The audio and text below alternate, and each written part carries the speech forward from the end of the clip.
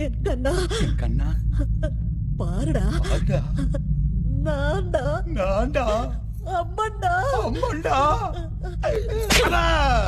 తప్పు కనుకోవద్దమ్మా తమిళ నేర్చుకుంటున్నాను. నాండా నాండా అమ్మండా అయితే వీళ్ళందరికీ నీ ఫ్లాష్ బ్యాక్ చెప్పాల్సింది. ఈ పేడమొహానికి ఫ్లాష్ బ్యాక్ ఒకటి ఉంది, నేను చెప్తాను. నన్ను చెప్పని. ఎవరి పేరు వింటే సీమ ప్రజలు చిరాకు పడతారో, ఎవరి పేరు చెబితే సీమలో శత్రువులు కూడా ఏ టెన్షన్ లేకుండా హాయిగా నిద్రపోతారో, ఎవరిని చూస్తే పసిపిల్లలు పాలు తాగడం మానేసి ఏడుపు మొదలు పెడతారో అతనేనండి, అతనే ఈ రెడ్డి నాయుడు. మేమందరం ముద్దుగా రేనా అని పిలుచుకుంటాం. అన్నారా?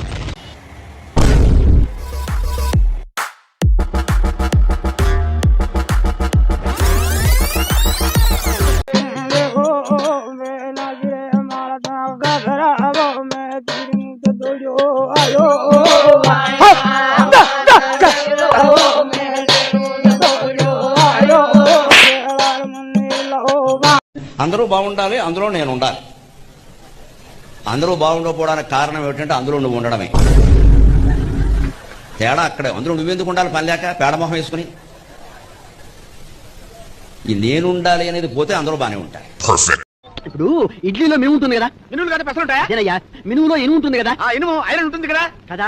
నువ్వు ఇడ్లీలు తినగానే ఆ ఐరన్ ఇనుము రక్తంలో చేరుతుంది. అది చేరిన తర్వాత ఊరుకుంటుందా? తుప్పు పడుతుంది. ఆ తర్వాత ఆ తుప్పు నరాలకి పడుతుంది. ఆ తర్వాత నరాలు చచ్చిపడిపోయి పక్షపాతం వస్తుంది. ఆ తర్వాత 6 ఏళ్ల పాటు మంచంలో తీసుకొని ఆఖరిగా వన్ ఫైన్ మార్నింగ్ అని ఇలా అయిపో చచ్చిపోతాం.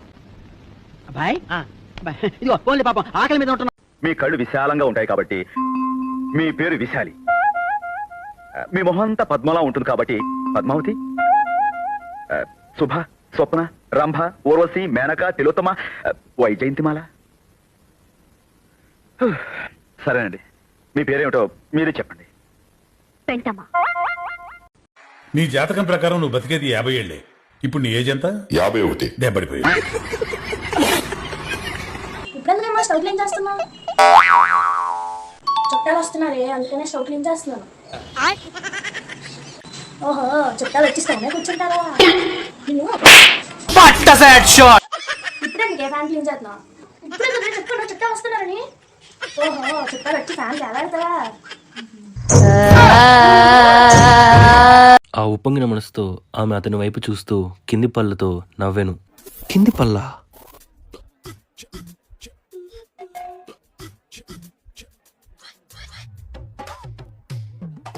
ఆ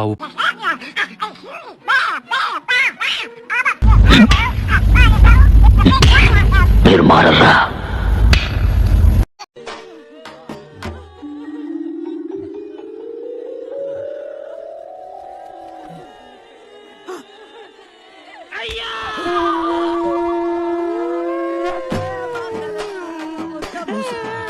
హైదరాబాద్ ఔటర్ రింగ్ రోడ్ పై మరో ఘోర ప్రమాదం జరిగింది. బూర్జుగడ్డ దగ్గర తెల్లవారుజామున కార్ బోల్తా పడింది. ఔటర్ రింగ్ రోడ్ పై వచ్చారు. పెద్దంబర్పేట నుంచి షాద్నగర్ వైపుకు వెళ్లే క్రమంలో బూర్జుగడ్డ దగ్గర కార్ పల్టీ కొట్టింది. కార్ అమాంతం ఎగిరిపట్టడంతో తీవ్రంగా ధ్వంసం. ప్రియా, నేను కాఫీ తాగినా, నువ్వు తాగుతావా? నాకు వద్దమ్మా, నేను చదువుకుంటున్నాను, నన్ను డిస్టర్బ్ చేయొద్దు. సరే, చదువుకుంటానవా? చదువుకోమంటే మొబైల్ చూస్తా. నన్ను వడగట్టి పాడగట్టి నన్ను పాటల్లో వండబెట్టి నన్ను నలుగురు ఎత్తుకొని. ఎప్పుడు చూసినా ఇదే పనిరా? కొంచెం కూడా బోర్ కొట్టదా? ఒకసారి తలుచుకుంటూ చచ్చిపోవాలనిపిస్తుంది సార్. ఈ బతుకు దేవుడా.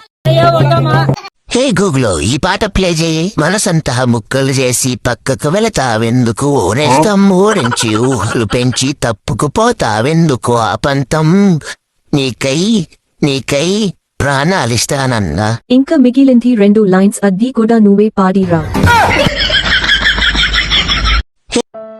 హలో డాక్టర్, మా అక్కకి పిల్లికి వచ్చింది. ఇంజక్షన్ ఏమైనా చేయించాలా? అక్క అయితే బానే ఉంది, కాకపోతే పిల్ల కొద్దిగా తేడాగా వచ్చా.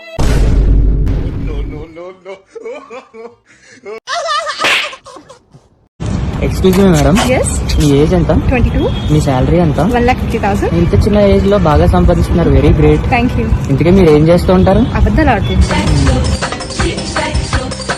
చిన్నప్పుడు అమ్మ చెప్పిన మాటలు వినలేదురా మనం. ఏం చెప్పారండి మీ అమ్మగారు? చెప్పాను కదా వినలేదని. చిన్నప్పుడు అమ్మాయి గారు ఏం చదువుకున్నారు? 3వ క్లాసు 3rd స్టాండర్డ్. మన పెళ్ళైన కొత్తలో చేసావుగా వంట. అప్పుడు నువ్వు వండిన బంగాళ దుంపలు ఇప్పటిదాకా గోడకి మేకులు కొట్టుకోవడానికి, ఇంట్లో కుంకుడుకాయలు కొట్టుకోవడానికి గుండ్రాళ్ళలాగా ఉపయోగిస్తున్నాగా. వంట చేస్తుంది వంట. ఇటువంటి పెళ్ళం నాకు దొరికినందుకు చెప్పుకోవాలి.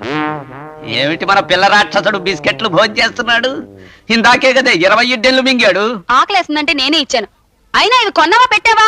మీరు షాప్ నుంచి ఎత్తుకొచ్చినవి కదండి.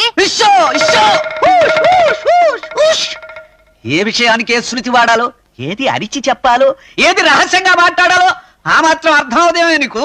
హైదరాబాద్ మహానగరానికి వచ్చిన ఏళ్ళు వచ్చినాయి నీకు. ఏం లాభం? నా తలకాయ మాడు వాసన వస్తుందండి. ఏమిటి నా తలకాయ? కాదు లోపల పప్పు